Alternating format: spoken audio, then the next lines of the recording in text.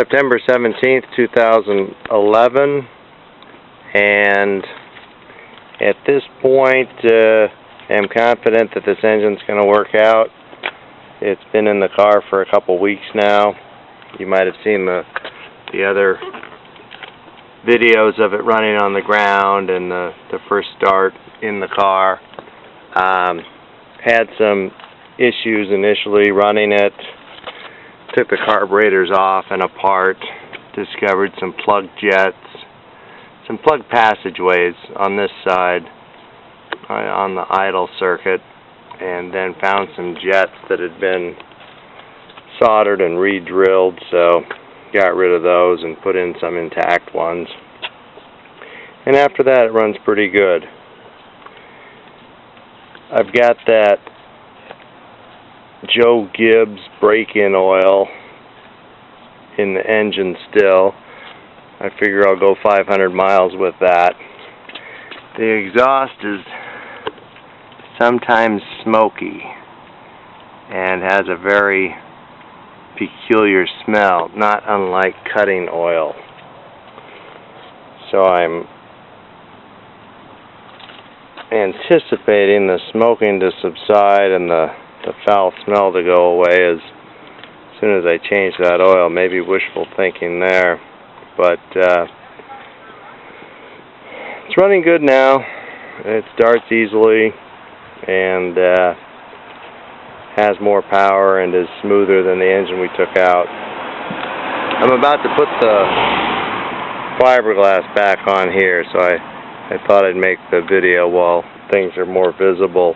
I took this filter and moved it over a little bit because the toilet paper filter here was sometimes hitting it, so I moved this one over, and then this I brought straight back because it's hard to get the toilet paper out and not hit the fiberglass.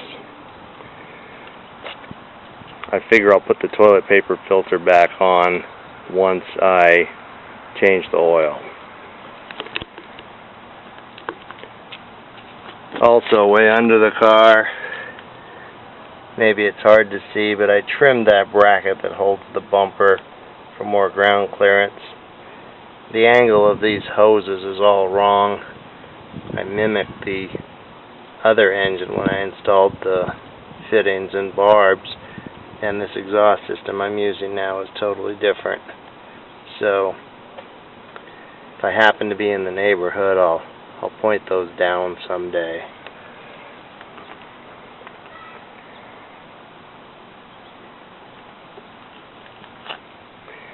Not sure what else to point out here, so I'll stop talking and start it up.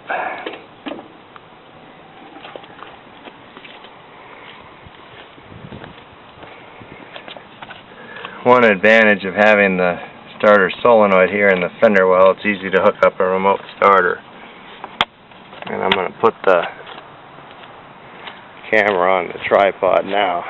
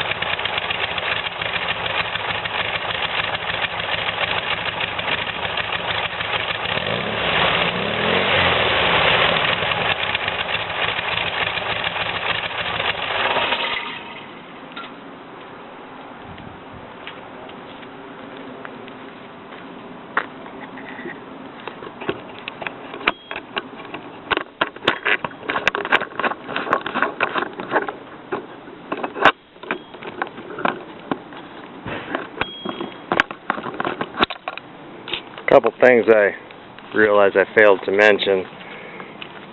I was running before, you know, the cone-shaped stinger. and I may put that back on. This exhaust is a lot quieter. I think one, because it's quieter, and two, because it's not pointing straight up and it's on the opposite side of the car from the driver. So the fact that the car is a lot quieter, I don't know if that makes it seem faster or slower when driving, but it is very different. Also, I ran this engine with the generator before. The previous engine had an alternator. I kept the generator on this one. Under the back seat I've got both voltage regulators. I've got the generator voltage regulator and I've got the alternator voltage regulator. So with some disconnecting and reconnecting wires under the back seat, I can quickly, reconfigure it for either a generator or a alternator. And time will tell if this is a sound plan, if the generator will have enough electric power, especially if I get back to running the roof lights. The roof lights are not on the roof now, but I intend to put them back. Speaking of those, these relays, if I remember correctly, 3 of them are for the roof lights. One is the air horn and one is the backup light. And I get these from J.C. Whitney. They snap together, which is kind of handy, and I intend someday to build a crossbar and screw them down. Now they're just hanging on cable ties. You can see I'm a believer in service loops. Also got this connector here, which I can undo and then take the bumper off. And I believe I included the turn signal circuits on this, in case I add turn signals to the bumper. And then this trailer connector connects to the light and the license plate light on the fiberglass part that's currently not on the car, but I'm going to put that right back as soon as I'm done here. So, knock on wood, declaring this a success. Thank you.